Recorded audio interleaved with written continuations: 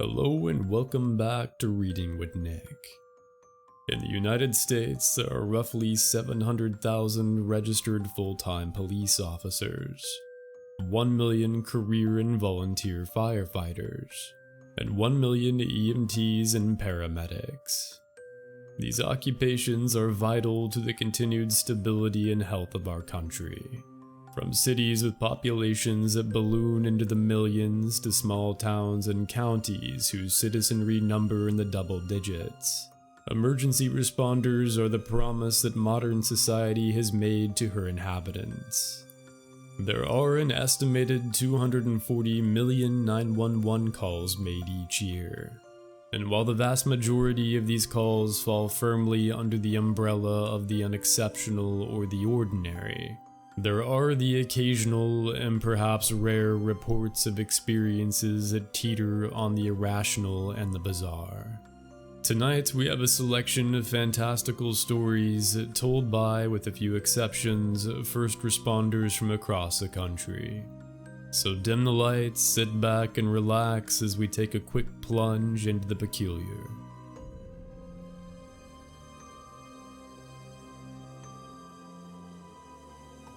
Obligatory not my story, but when I read this I thought it was pretty fucked up.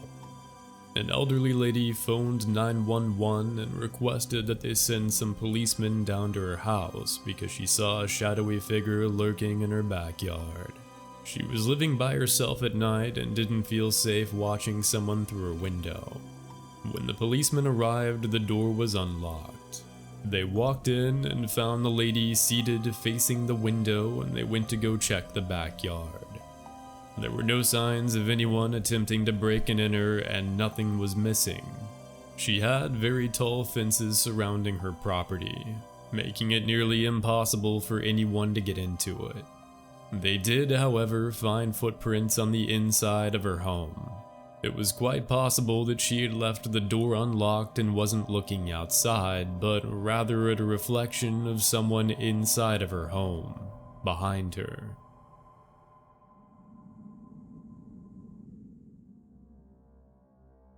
My grandpa was a radar intercept officer in Vietnam. Basically the guy who told the pilot where to go and what was ahead. One day, him and his team are finishing up a mission, and one of his buddies in another jet barrel rolls over him. He then descends into the clouds. They never saw him again. He just vanished. They searched for weeks, but no crash site, no communications, nothing. Just poof and he was gone.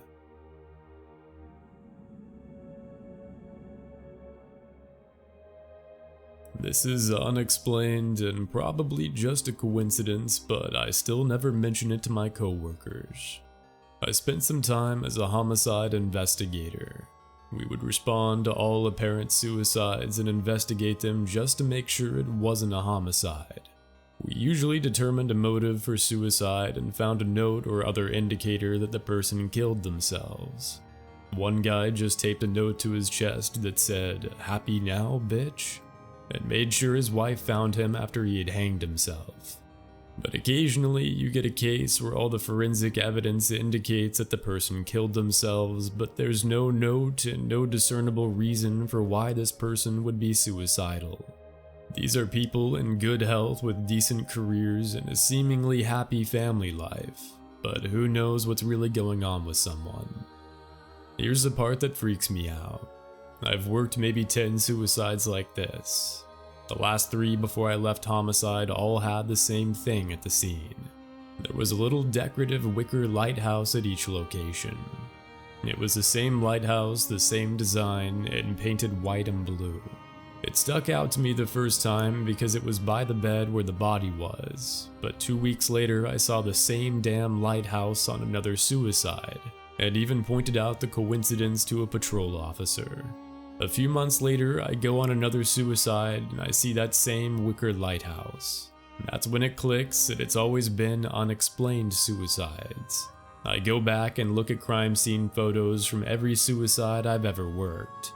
In 2 of them, I see what could be the wicker lighthouse, but the angle is off and there's too much junk around to say for sure. I don't know. I thought it was creepy as hell, but I transferred a couple of months later and I let it go.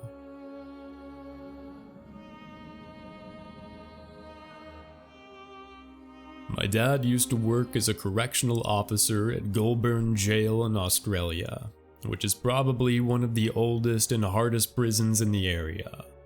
A story he tells of his time there is one that I'll always remember. He said that the whole place was always creepy, and it wasn't helped by some of the inmates at the time, who included the notorious Ivan Millet. Anyways, the first thing he noticed was that the dogs would outright refuse to enter the prison. He said they couldn't get them past the gate no matter how hard they tried. But the creepiest occurrence was one night when they heard the sound of running, booted footsteps. Everyone was in their cells, so they couldn't figure out what was causing it. Next thing they know, all of the doors open and the doors on the unoccupied cells on the top floor were banged shut, one after the other, each time with a loud clang. Then they see the source of the running noise. Now Dad swears this is what he and his colleagues saw. Apparently they looked up and saw what looked like disembodied boots running down the aisle right over their heads, banging as they went. Dad decided to stop working in the prison not long after that.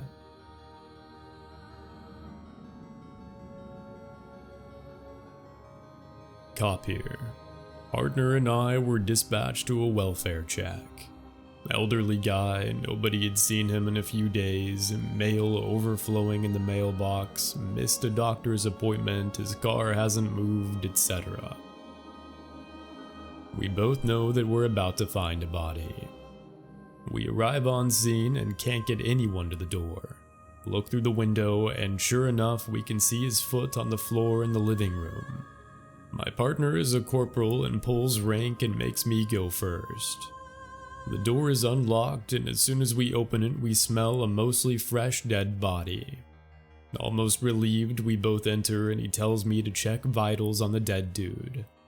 He's obviously dead, with lividity, dried feces on him and dried saliva around his mouth. So I go to stand over him and see if I can get a pulse, at which point he takes a deep breath, rolls over and asks why we're in his house. At this point, we both start screaming, "Oh shit," and "what the fuck," as we both run out of the house. We called EMS and they transported him. Said they couldn't get a blood pressure or pulse on him.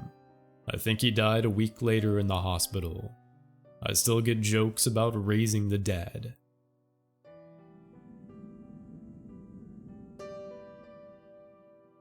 I am a CNA in a local hospital. One of my patients just had a quad bypass or an open heart surgery, and I went in to check her vitals. The room was dim and the hall was quiet. I'm looking at her and in the corner of my eye I see something drop from the ceiling out of nowhere. It makes a big clunk sound and I turn around to see what it could be. There's nothing there. At that moment my patient looks up at me and says, "My dad's here." Passes back out. I finish my job and leave. When I would go to that floor again as a floater, I would hate to go back into that room.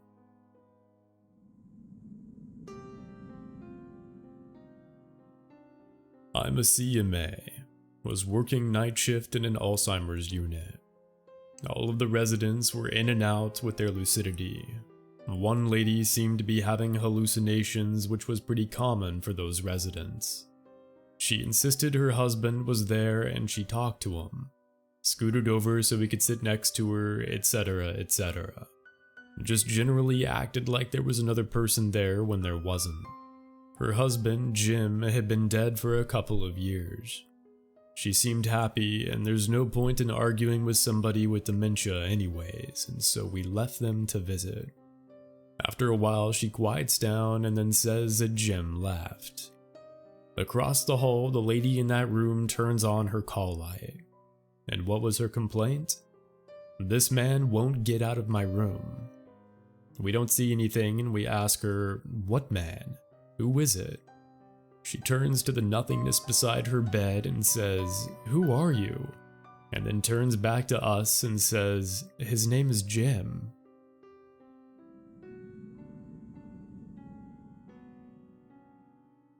A fellow EMT told me this story 2 years ago, so I might butcher it a bit, but I got chills hearing it at the time.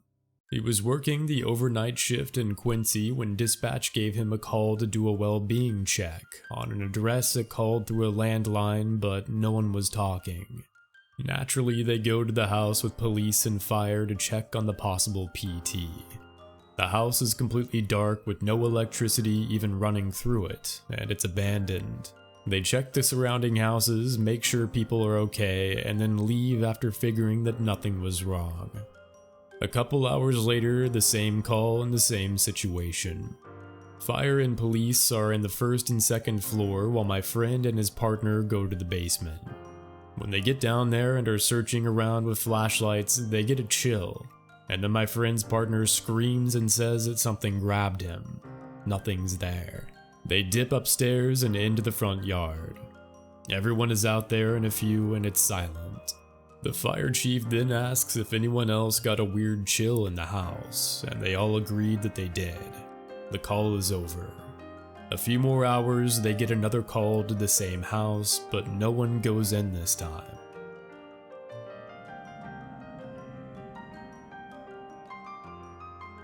I work in a pre-Civil War town that has lots of antebellum homes that survived the war. Ghost hunters have been to the town on several occasions. There is this one antebellum mansion that's more of a museum. It gets alarm calls semi-frequently. Every time, the side door to the house is open and the kitchen has all cabinet doors and drawers open. Every time. The caretaker says it's been happening since she started looking after the place about 30 years ago. We don't clear it without backup.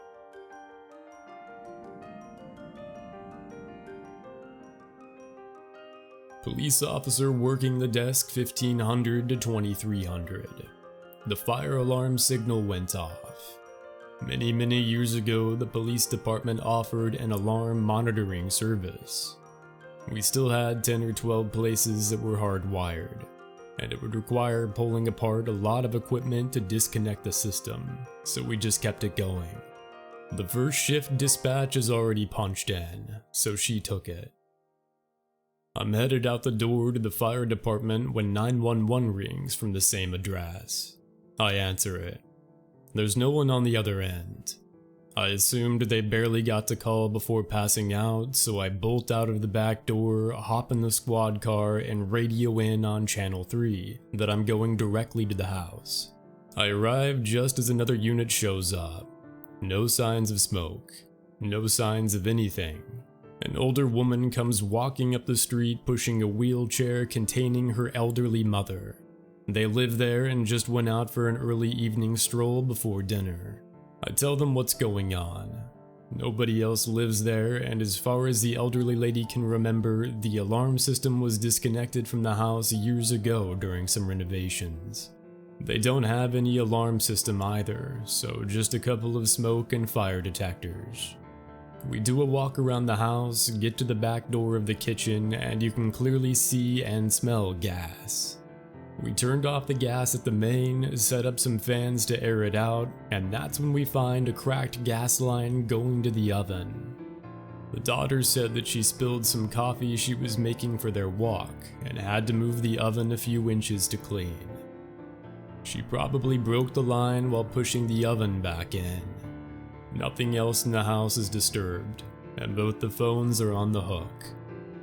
The fire chief shows up about 15 minutes into the call. He goes over to the two ladies and gives them both a hug. He's nearly in tears. The elderly lady in the wheelchair, her husband was the fire chief for our department 60 years ago. As for the daughter, her husband passed away several years back. He was also a member of our department. I never believed in ghosts or spirits, but that call made me think that maybe people who spend their lives doing good are allowed by some power to look over their loved ones every so often.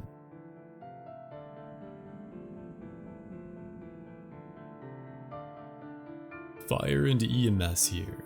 This is not my story, it happened on a different shift, but the captain working overtime with us one day told it to us, and it creeped me out. The captain was on the first due engine company that was dispatched to a residential fire alarm in the middle of the night. Our dispatch protocols require us to send the first due unit emergency to a fire alarm, while the second due engine and ladder company respond routinely. We go to tons of fire alarms, and 99% of the time they're caused by a faulty system or burnt food, so we don't usually get too worked up over them.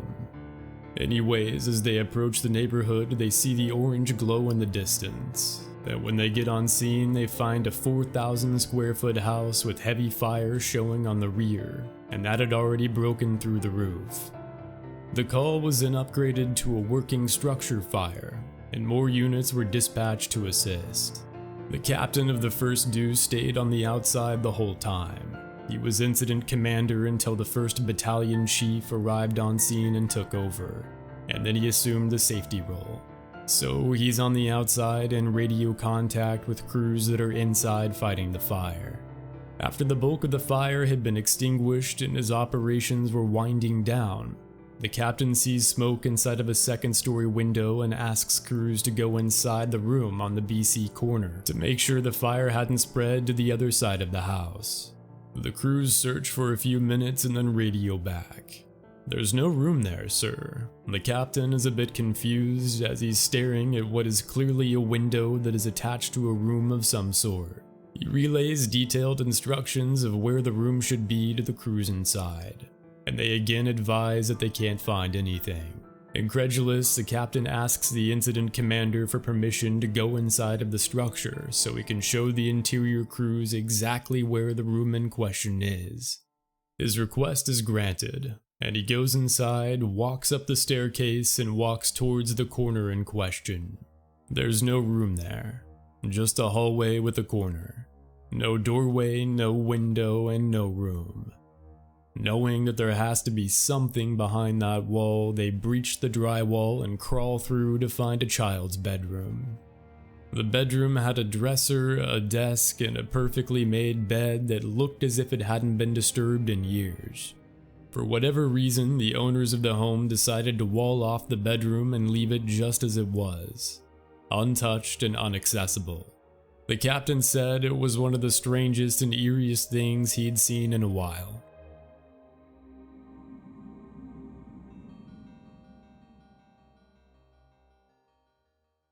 Life after death, sudden and logic-defying disappearances, mysterious home intruders, spectral disturbances that mar the blood-soaked grounds of slave-era constructions, and hair-raising calls originating from dwellings long abandoned. Regardless of what we ultimately choose to believe, there can be no doubt that the world we inhabit is fraught with questions. As Ray Bradbury put it, mysteries abound where most we seek for answers.